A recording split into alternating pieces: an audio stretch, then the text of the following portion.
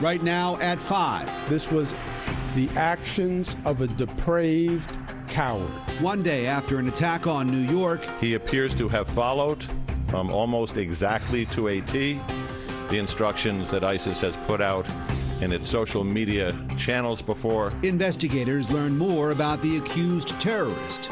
Tonight, from the investigation to the victims to the calls for a change in immigration policies. Team coverage of terror in New York.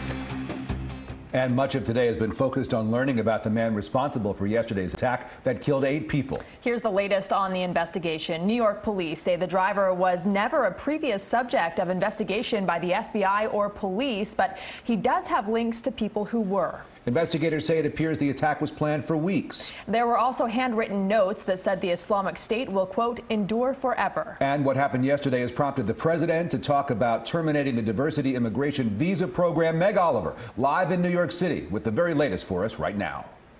More than 24 hours after the deadly attack, the streets are still blocked off around the scene behind me. Meantime, the suspect's truck is being towed to the crime lab, and authorities say he had been planning this for weeks. Police towed away the mangled rental truck used in the deadly terrorist attack in Lower Manhattan. They recovered handwritten notes in Arabic left at the crime scene.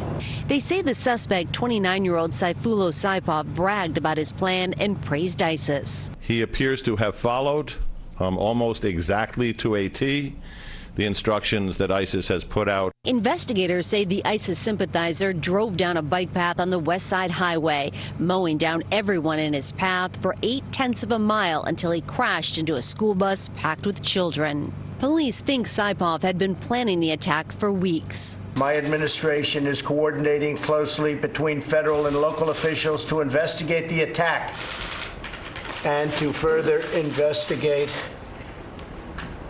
this animal. Investigators are conducting a block-by-block search of this area to collect evidence and video to reconstruct the timeline. Streets will remain closed well into the night, but for people who live nearby, they say it's a minor inconvenience. A little bit scary, but that's not going to stop New Yorkers from riding, on that bike path at all. New York is more resilient than that. 28-year-old New York City police officer Ryan Nash, who shot the suspect, is being called a humble hero. Ryan stopped that threat immediately. We owe him a great debt of gratitude. CBS News has learned that Saipov came to the U.S. on a green card from Uzbekistan 7 years ago. We're also learning more about the victims. 2 were young Americans, 1 from New York and 1 from New Jersey. 5 were from Argentina. They were all here for a reunion.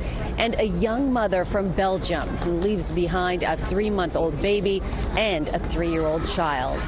Live in Lower Manhattan, I'm Meg Oliver. Now back to you.